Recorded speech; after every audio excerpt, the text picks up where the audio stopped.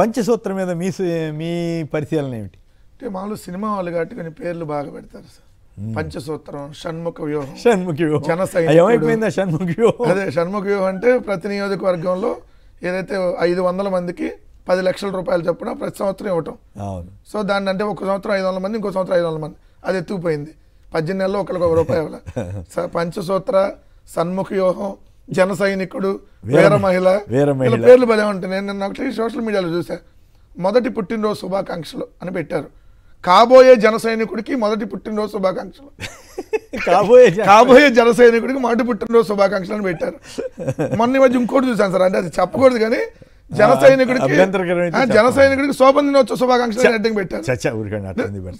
నిజంగా సార్ నేను అబద్ధం చెప్పట్లేదు, నేను ఆ రెండు నేను చదివాను కాబట్టి చెప్తున్నా. అంటే వెరైటీగా వాళ్ళు ఎట్లా ఉంటాయి.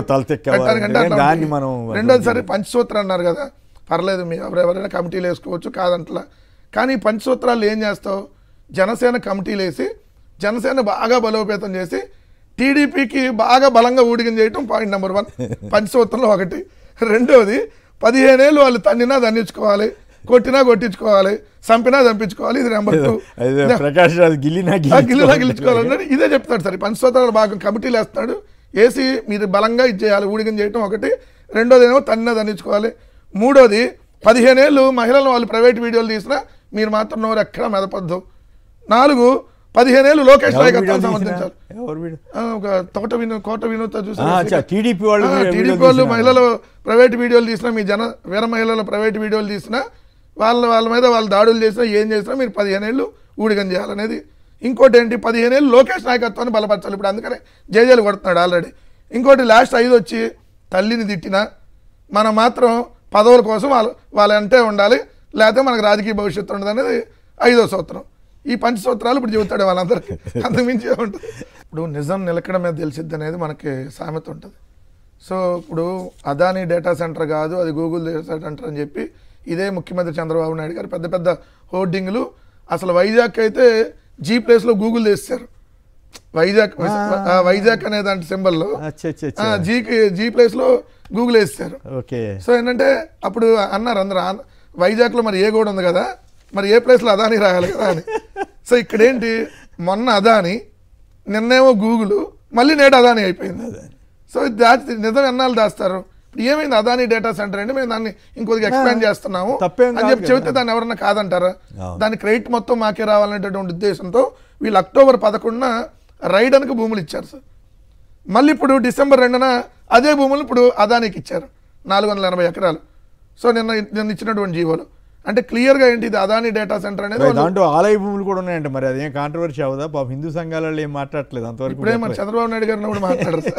అది గోమాంసం అంటేనే వాళ్ళు ఏం పెద్ద సీరియస్. 2 లక్షల కేజీలు గోమాంసం దొరికింది, ఎక్కడ మాట్లాడలా. సో జంతువులు కోవని చెప్పి ఇష్టం ఉన్నట్టు మాట్లాడితే అది కాదని తెలుసు కూడా ఇప్పుడు మరి మాట్లాడేందుకు మీరు తప్పు చెప్పారని చెప్పి సార్ మాట్లాడారు. ఇదేంటంటే 2020 నవంబర్లో అదానీ గారితో జగన్మోహన్ రెడ్డి గారి ప్రభుత్వం కుదుర్చుకున్నటువంటి ఒప్పందం ఈ డేటా సెంటర్. దానిలో భాగంగా సింగపూర్కి 3900 కిలోమీటర్ల ఏదైతే సముద్ర గర్భంలో కేబుల్ వేయాల్సి ఉంటే సింగపూర్ ప్రభుత్వానికి 2021 మార్చి 9న జగన్మోహన్ రెడ్డి గారు లేఖ రాశారు. రాసి 2023 మే 3న జగన్ గారు ఈ డేటా సెంటర్కి శంకుస్థాపన చేసి భూములు కూడా ఎలకాట్ చేశారు. ఇప్పుడు దాన్ని రైడన్, ఇది గూగుల్ అనుబంధ సంస్థ, రైడన్ ఇన్ఫోటెక్ అనేది.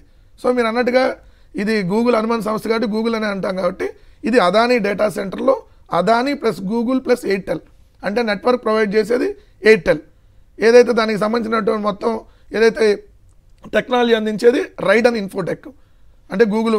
ఈ డేటా సెంటర్ డేటా సెంటర్ నిర్మించేది మొత్తం అదానీ, నిర్మించేది మెయింటెనెన్స్ కానీ మొత్తం అదానీ చేస్తారు. దాంట్లో ఒక నెట్వర్క్ ఏమో ఎయిర్టెల్, దీనికి సంబంధించినటువంటి టెక్నాలజీ అందించేదేమో గూగుల్కి సంబంధించినటువంటి రైడన్. కానీ ఇది గూగుల్ డేటా సెంటరు మేమే తెచ్చాం, ఈ ప్రపంచంలో అసలు ఏడా లేనిది గూగుల్ మా మొహం చూసి వచ్చేసింది, లేదంటే ఆంధ్ర నేను పిలిస్తే వచ్చేసింది, అసలు లక్షల కోట్లు పెట్టుబడులు వచ్చేసినాయి. ఏ డేటా సెంటర్ వచ్చినా 1,00,000 కోట్లు పెట్టుబడి పెడితే వచ్చే ఉద్యోగాలు 1200 లోపు. సో ఆ జగన్మోహన్ రెడ్డి గారు ఉన్నప్పుడు డేటా సెంటర్ పెట్టినా 1200 ఉద్యోగాలు. కానీ జగన్మోహన్ రెడ్డి గారు ఏం చేశారు, ఆ డేటా సెంటర్ వల్ల ఉద్యోగాలు తక్కువ వస్తాయి కాబట్టి దానికి అనుబంధంగా ఐటీ పార్క్ అక్కడ పెట్టి ఐటీ కంపెనీలు తీసుకురావాలనేటటువంటి లక్ష్యంతో అదానీతో ఒప్పందం కుదుర్చుకున్నారు. ఇప్పుడు ఆ ఒప్పందాన్ని వీళ్ళు కేవలం డేటా సెంటర్ వరకే కుదించారు. ఇప్పుడు ఐటీ పార్క్ లేదు లేదు అదే కదా 25,000 ఉద్యోగాలు అప్పుడు జగన్మోహన్ రెడ్డి గారు ఉన్నప్పుడు ఏదైతే ఐటీ పార్క్ కోసం అందుకనే వాళ్ళకి అన్ని రాయితీలు ఇస్తా ఉంది. సో కానీ ఇప్పుడు ఏంటి వీళ్ళు రాయితీలు ఇస్తున్నారు బట్ ఓన్లీ డేటా సెంటర్ వరకే, దాని ద్వారా ఉద్యోగాలు తక్కువ ఉంటాయి. కానీ ఐటీ పార్క్ కూడా ఏర్పరిచి మీరు నిజంగా 22,000 కోట్లు రాయితీలు ఇస్తే దాన్ని ఎవరు కాదన్నారు. కానీ ఇప్పుడు ఐటీ పార్క్ అక్కడ లేదు, ఎవరికాలు ఇది వచ్చిన తర్వాత రావాలి తప్ప వీళ్ళు ఎస్టాబ్లిష్ చేసి పెడతాం అనేది ఎక్కడా కూడా ఈ ఒప్పందంలో లేదు. సో ఇది క్లియర్గా మరోసారి వాళ్ళే క్రెడిట్ చోరీ చేసి అడ్డంగా దొరికిపోయి ఏదైతే ఇది అదానీ డేటా సెంటర్ అని చెప్పగానే చెప్పి ప్రభుత్వం జీవో ఇచ్చి మరి ఇది కూడా అదానీ డేటా సెంటర్కి భూములు ఇస్తున్నామని చెప్పగానే చెప్పి జీవో ఇచ్చారు. ఇది క్లియర్గా ప్రజలకు కూడా అర్థమైంది. జయప్రకాష్ గారు విజయవాడ నుంచి. జయప్రకాష్ గారు నమస్కారం, మాట్లాడండి.